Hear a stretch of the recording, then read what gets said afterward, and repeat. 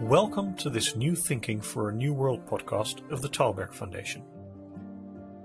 Dissatisfaction with democracy was widespread before COVID-19. How will the surveillance and other measures now being put in place in the name of public health affect democracies? How can societies, regardless of the virus, redeem their democratic values? And how do they regain representative government? Gabriela Cuevas, the president of the International Parliamentary Union, Paula DiPerna, a policy advisor and media commentator, discussed these and other questions with Alan Stoga, the chairman of the Tällberg Foundation. So today we are going to talk about the state of democracy. And I would like to posit that long before coronavirus was a word that any of us knew, there was a problem with democracy. Cambridge University published a study earlier this year that the headline declared 60% of people around the world were dissatisfied with democracy. And in fact, that many of the world's most populous democracies, the United States, Brazil, Nigeria, Mexico, as well as the United Kingdom, South Africa, the list goes on, were places where majorities of people were unhappy with their leaders, unhappy with the democratic system, unhappy with how democracy was functioning for them. And then COVID happens. And it's hard for me to imagine that people are happier today than they were then over how democracy is treating them. With that premise, Gaby, you are a congresswoman, you've been a senator, you are the president of the IPU, so you have a global perspective on democracy and non-democracy. How do you, just as a generalization, how do you see the state of democracy in early 2020? Well, thank you, Alan. Clearly, the state of democracy is not very optimistic now. And it's not only on COVID, it's also in the way that we're handling solutions for the people that we represent. I think that this virus is more democratic than the planet because it is not discriminating any kind of regimes or any kind of income or anything. But the real risk is what's going to happen with freedom, with liberties after this pandemic. I mean, if we analyze what's going on in countries as China, or in some other countries that's starting, for example, now in Mexico, the government just announced that and no one took any notice about that. But, if the governments are able to be tracking citizens through their cell phones now, because of this pandemic and because that's the way to stay healthy. But if that continues after the pandemic, what we're going to see is that even so-called democratic countries are not going to be following freedom and liberties and rights that they are supposed to defend and to be inspired on as a democracy. So I think that's the real risk after this pandemic. Yes, democracy is not very popular nowadays, but my concerns are what's going to happen with freedom and liberties after this pandemic, because some democratic countries are very happy using authoritarian tools. Let's come back in a moment to the supposed trade-off between liberty and health. If you remember, after 2001 and 9/11, we had the supposed trade-off between security and liberty. So I want to revisit both of those in a second. But Paula, what's your take on the state of democracy in 2020, pre or post-COVID? Well, I mean, globally, Gaby hit the nail on the head. For me, the problem with democracy, both globally and in the United States, is that, representative government is supposed to reflect the debate.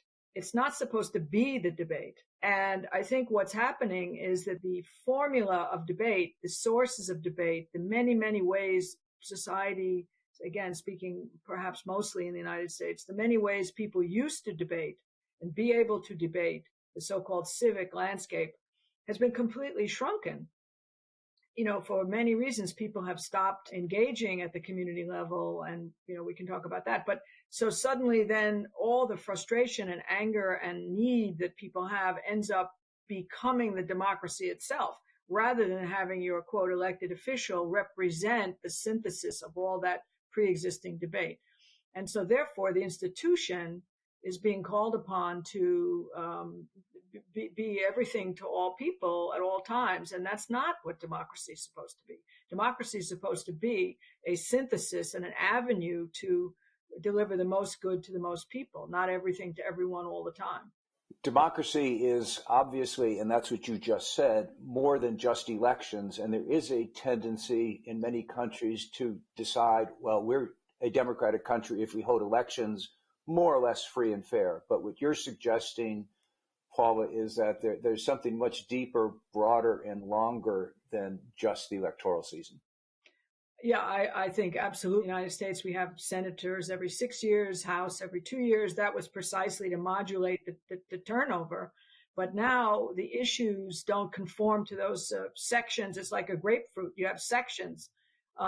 You eat the grapefruit by sections, but the sections can't eat just one and say you had the grapefruit. And I think that's true of elections, that elections, again, are part of the process to continue. They're on a continuum, elections. And you can have swings, but if you have too many swings, you know, back and forth, like a tennis match, you will not have democracy. You'll have swing elections. Leaders in Europe, in the United States, and other countries are talking about current circumstances as being like a war. There's a lot of war metaphors being used. President Macron has used it. President Trump has used it. Many others have used it. One of the things we know about how countries react to wars is that they tend to suspend democratic rights. Do you think leaders are using that framing of this crisis as a war in order to, because it's appropriate, or in order to use the tools that you suggested they might be using, that is, tools which allow them to become more powerful as heads of government or heads of state at the cost and expense of democratic values, democratic practices?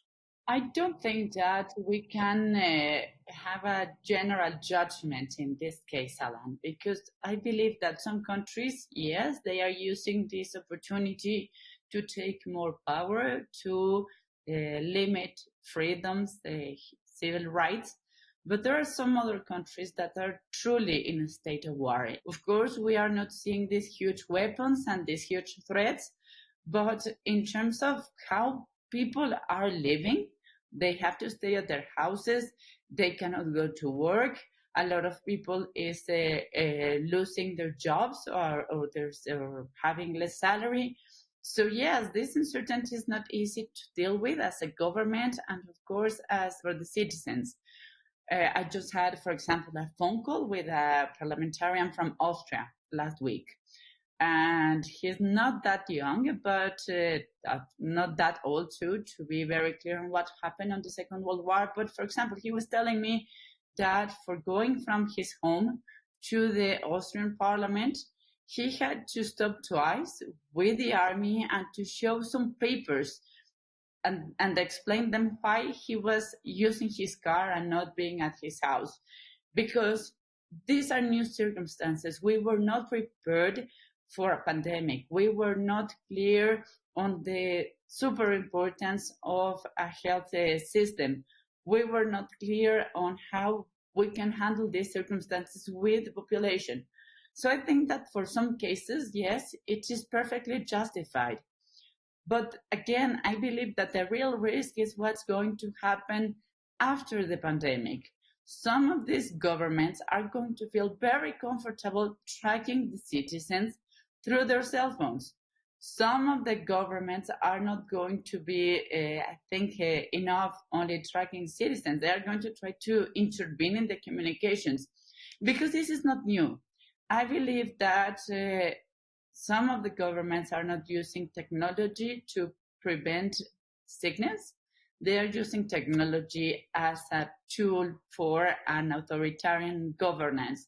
So that's my concern. I believe as a parliamentarian, as a congresswoman, that yes, we need to handle this health emergency, but we are also going to need very strong parliament and very strong civil society to recover those human rights, those liberties that some countries are taking away, and they are going to try to take it away for good.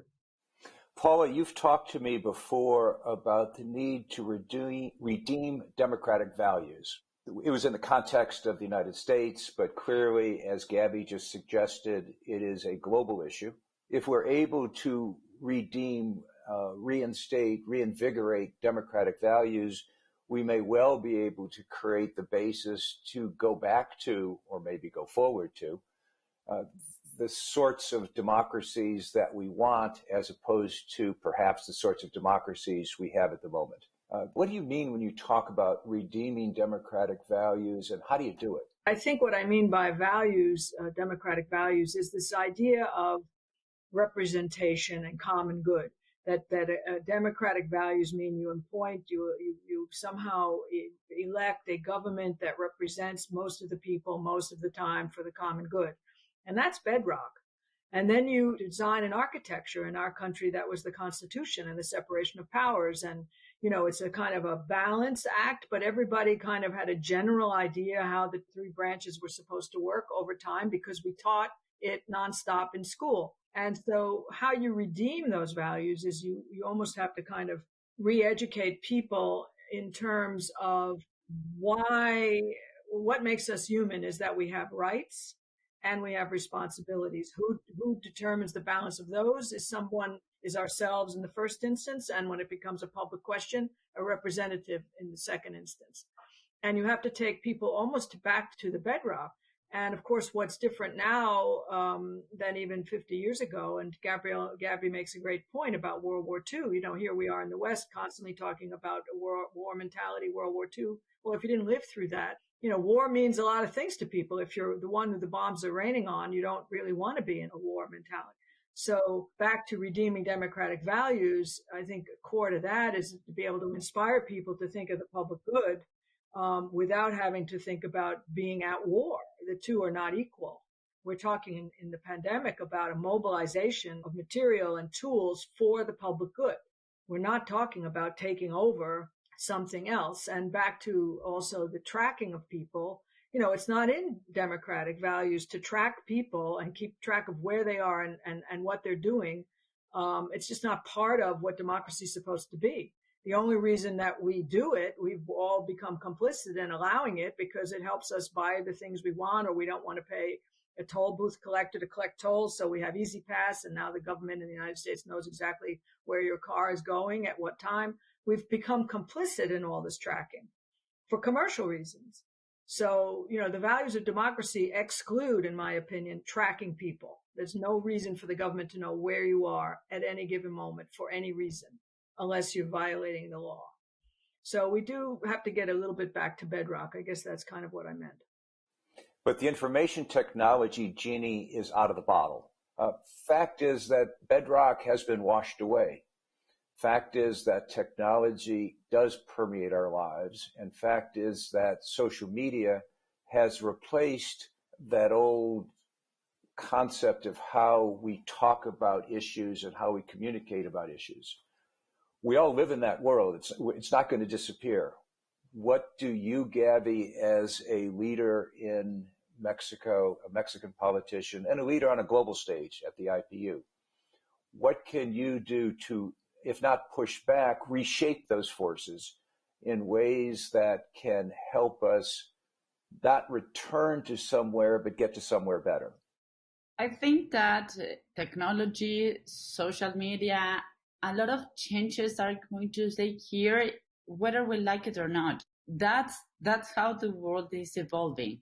And yes, those tools, that technology, what we are saying or using in our cell phones or computers, yes, a lot of information can be used in a very perverse way from companies or also by governments. But there's also another side, and I would like to be an optimistic. I think that technology, all the social media, can be also a very good platform for freedom. If we take a look on what happened with the Arab Spring, for example, that started with social media, for good or bad or the ugly, but that started with people talking in social media. If we also take a look on what's going on with the new generations in many authoritarian regimes, those kids, those adolescents are seeing that people in other places are having liberties, are having rights that they cannot enjoy in their own countries. So that possibility of seeing different realities is an opportunity, and I would like to see it that way. The chance that social media and internet and a lot of new tools is giving to us, and I think that's also having a very important accent with this pandemic. We are also changing that, the way that we socialize and the way that we can have an interesting conversation with people in all different latitudes. So I think that what we need to do, and perhaps that's my approach as an eternal legislator, is that I do believe that we need to improve our legislation in terms of how we are going to handle technology. Perhaps the problem is that we as politicians are not very clever when it comes to technology. For me, handling my own cell phone or a smart TV or the computer is always something new. But we need to understand that the world is moving really fast and that technology can be, yes, a perverse tool, but also, again, I would like to think that also a very important platform for improving democracy. I would like to see a more direct democracy, more conversations, more involvement from citizens, as it is happening in some of the strongest democracies in the world. And let's hope that this is not being used as a perverse tool from companies or even from governments. Paula, do you have any ideas? How do we make this better? We know it's not great. We know there's great risks. We know that technology is neutral and it's whoever uses it that is either good or bad. What can we do individually, as citizens, as members of different organizations? What can we do to try to come out of this in a better place than we went into it? You know, back to what I said earlier about democracy, in my opinion, being the representative of the debate and not to be the debate.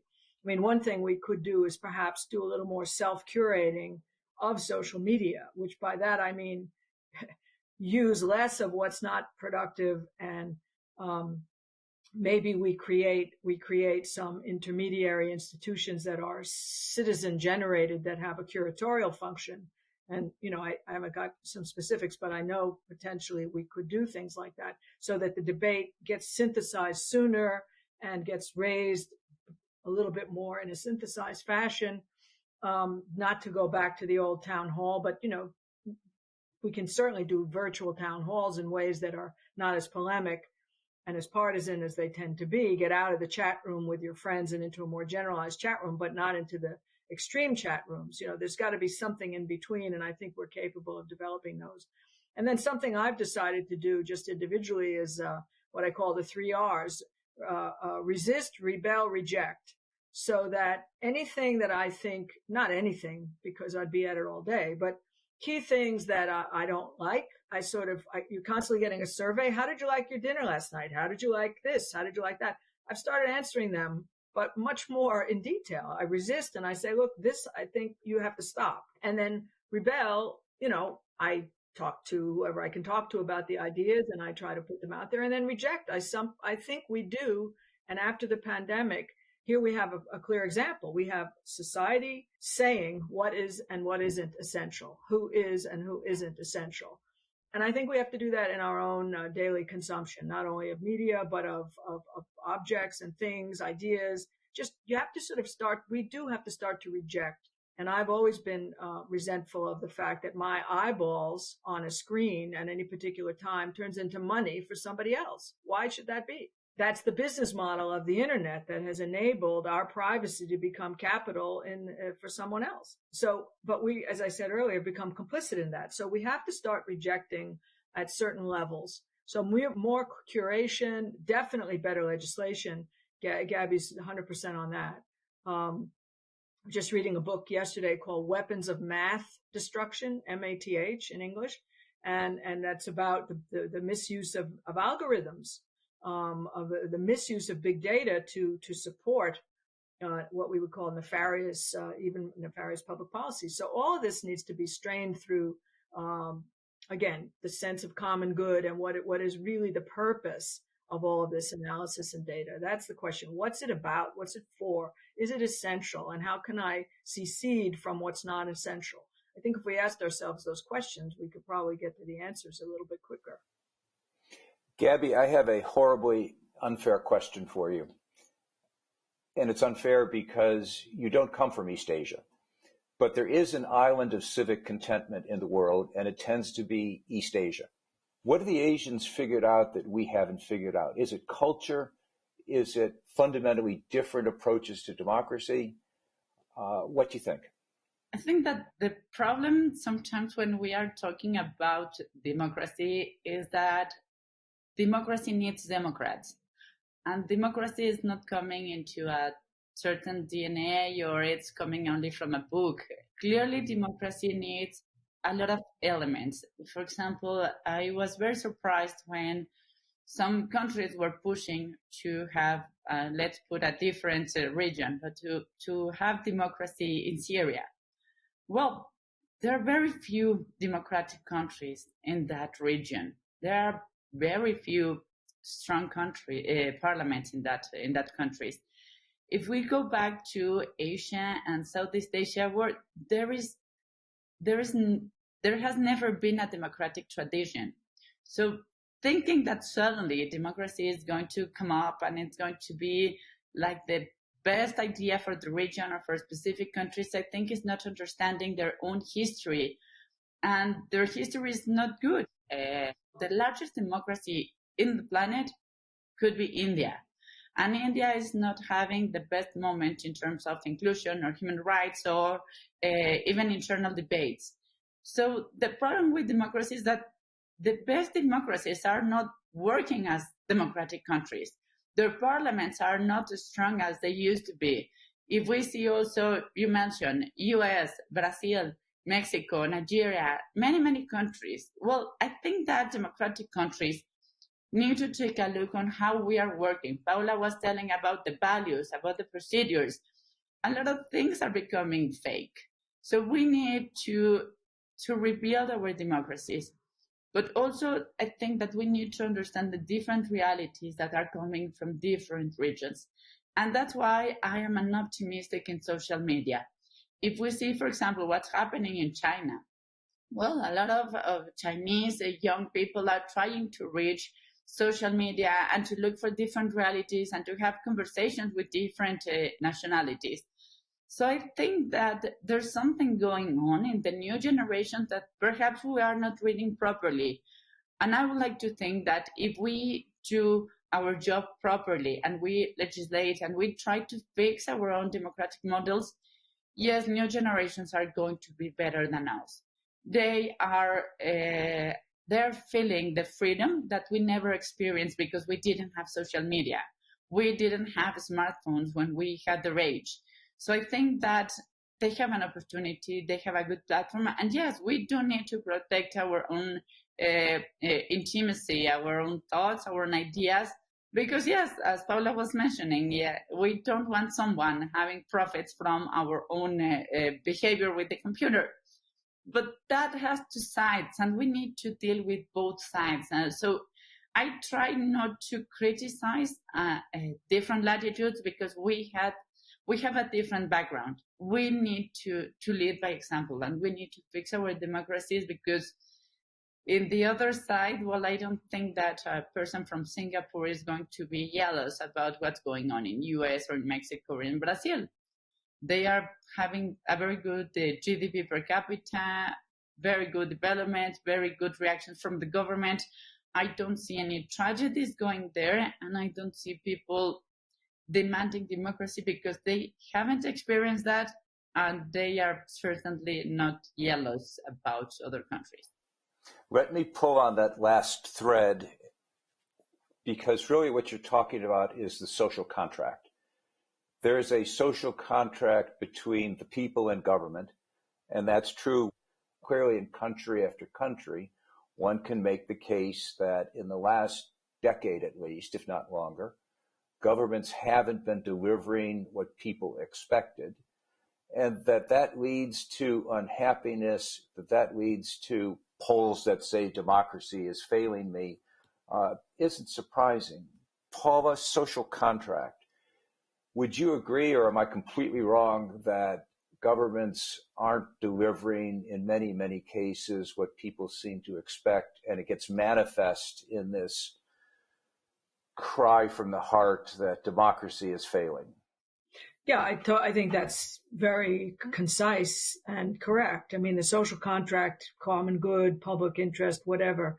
Yes, we expect government to be, that's its role. If it's not going to deliver that, what is it for? And then you get into what we're potentially entering is a time when people are questioning all form of government, and, disruption occurs. And then what? Then what? If you disrupt, what do you bring the disruption to? The fruit of the disruption, where does it go? If it doesn't bubble up into a democratic form, it ends up in an anarchic form. So yeah, but the other side of that is, what is the expectation? Maybe part of the breakdown of the social contract is that we, the people, expect too much from government, in the sense that we expect them to be able to ensure things beyond the basic social contract.